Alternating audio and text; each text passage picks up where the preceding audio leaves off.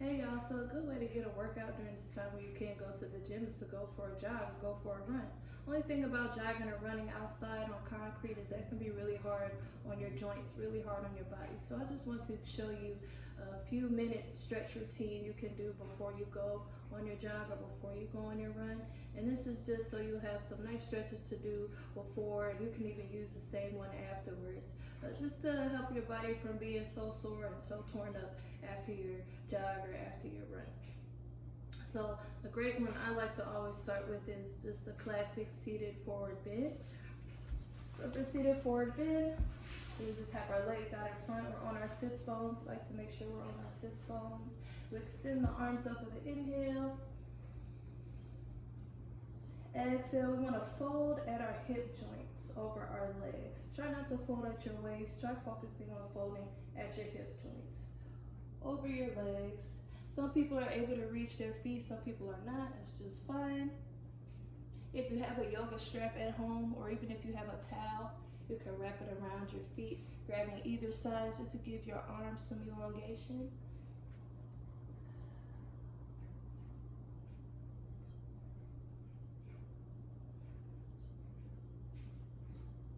And this is just going to help loosen up our hamstrings, even our lower back a little bit.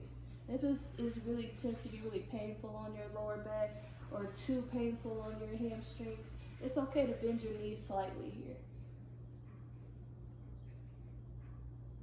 And just let your hands fall where they fall. It might be at your ankles, you might just be up here on the shins.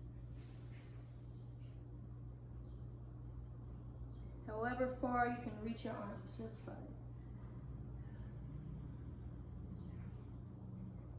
We'll roll back up to a seated position.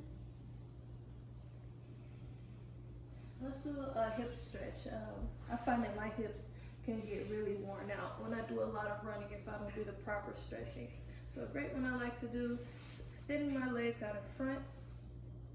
I'll keep my left leg extended as I bend at my right knee. And then I'll let the inside of my right elbow wrap around my right knee. And I use my left hand to grab the outside of my right foot as I pull it in towards my chest. Maybe a little, might be a lot, just as long as you feel something here in your hip. And I even kind of like to slowly move from one side to the other, just to get as many parts of my hip as I can. And when you're holding these stretches at home, try to hold them for 10 to 20 breaths.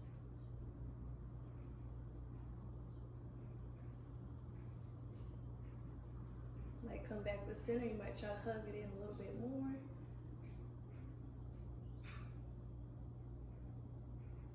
And we'll release this side, on the same thing on the other side. Grabbing the inside of the elbow around the knee. Right foot grabs the outside, right hand grabs the outside of the left foot. Pull it in towards your chest.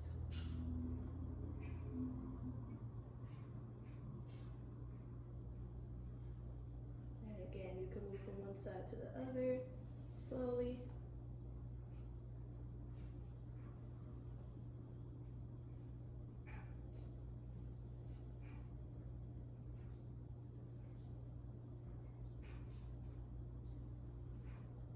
All right, and we'll release our foot. Let's stretch out our quads a little bit. A good thing I like to do to stretch out my quads is hero pose. For hero pose, the tops of my feet are flat on the ground, and I just sit back on my heels. This kind of stretches my knees, and then I lean back. Now, not everybody has this much flexibility in their knees or in their quads, and it's just fine. You can use an alternative by standing. Probably won't be able to see my top half when I stand, but you'll get the idea. Standing, maybe holding on to something, just to keep your balance, bending at the knee, and just grabbing the foot, pulling it in towards your hips. Gives us the same kind of quad stretch here.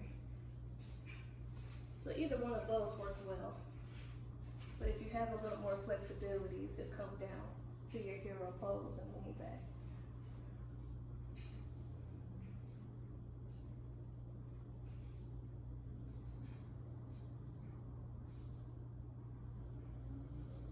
Let's make our way back up.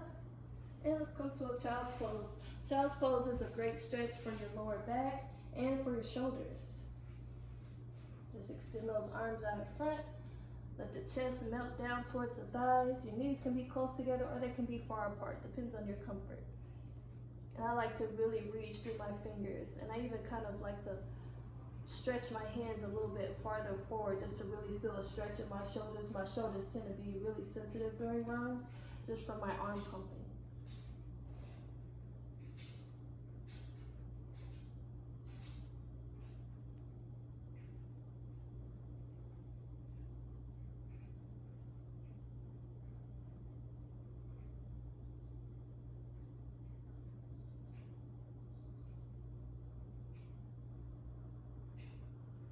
We'll float our body back up, moving into a table position. Running is a great full body workout, so you might feel a lot going on in your abs. So I like to get a good stretch in my abs, but sometimes when you run, you kind of start to feel that cramp in your abs. So I like to make sure I'm nice and stretched here and loose here. So I just move into an up dog, floating my shoulders over my hands, and I just let my thighs start to fall.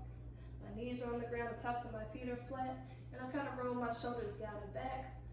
My chin lifts up towards the sky, and I'll even try to engage my thighs a little bit just to kind of make my legs heavier, just to get even more of a stretch in the front of my abdomen.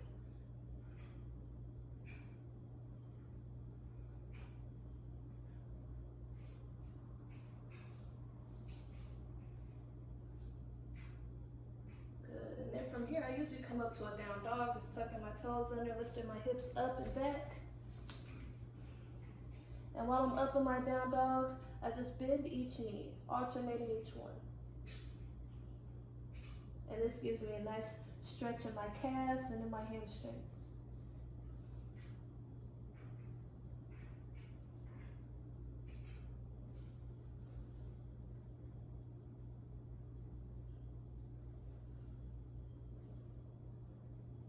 In my down dog, I walk my feet up.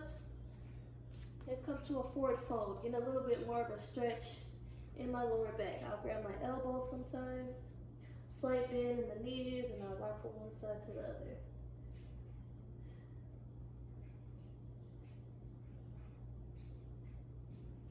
And then the last thing I like to do is just get a little bit more in my hips. So I'll just step my feet out a little bit wider than hips width. I take my hands, bring it to heart center, and start to come down to a squat pose. Trying to keep my feet flat on the ground and my elbows on the inside of the knees. So some people might only be here, but if you're able to bring your feet down, your hips down lower, feel free. And then I'll kind of push into my knees a little bit with my elbows here, opening up my hips some more.